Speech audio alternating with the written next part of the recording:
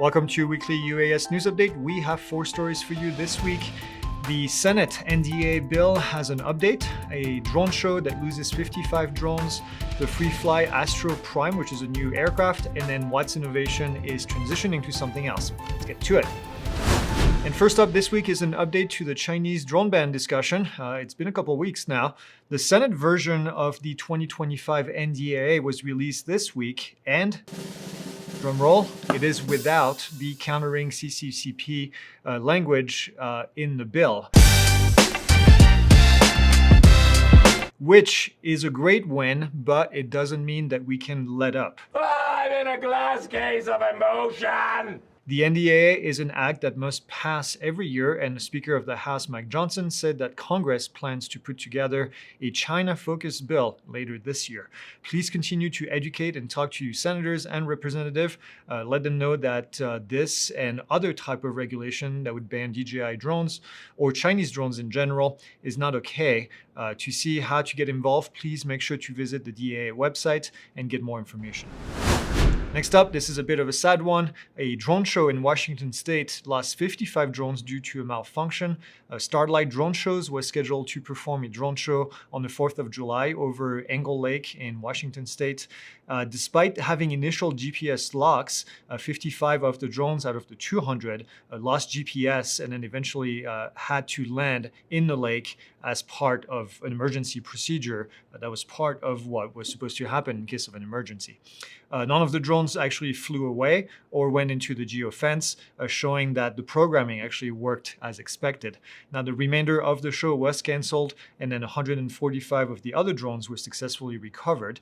Starlight was in charge of the Sun and Fun show that we saw earlier this year in April in Lakeland, Florida, with over 500 drones, which went flawlessly for 2 nights during the show. We were able to actually go behind the scene with Matt and his team to see what was going on, and but we'll keep you updated if we hear more about what happened about the GPS loss. But yeah, it sucks. I'm sorry to hear that.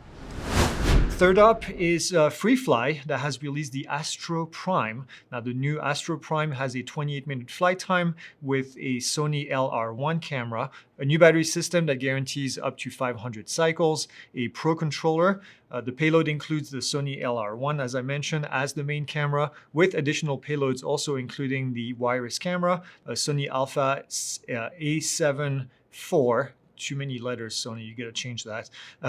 Green Valley LiDAR, Centra multispectral cameras, Internal Labs LiDAR, HoverMap LiDAR, Rock Robotic LiDAR, MicaSense multispectral cameras, and plenty more. So the Astro Prime is also NDAA compliant, Blue UAS. It's made in Woodinville, Washington. And then the pricing is $27,000 for the aircraft only. And then with the kit that includes the battery, the controller, the aircraft is $32,250. Pretty cool aircraft from Freefly. We like to see some innovation there. And last up, a bit of a sad story, but maybe with a positive twist. Watts Innovation appears to have shut down, and they're saying that they're shifting to New Horizon.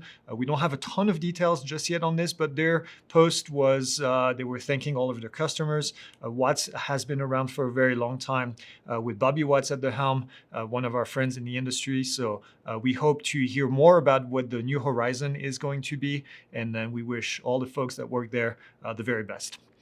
And then that's it. You have a great weekend. We will see you hopefully tonight in the community for happy hour. And if not, we'll see you on Monday for the live event, live Q&A. That's it. Thanks for watching. Next up, a drone show in Washington.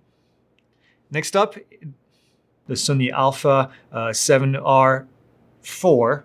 One more time. A7 IV. Too many letters, Sony. You got to change that.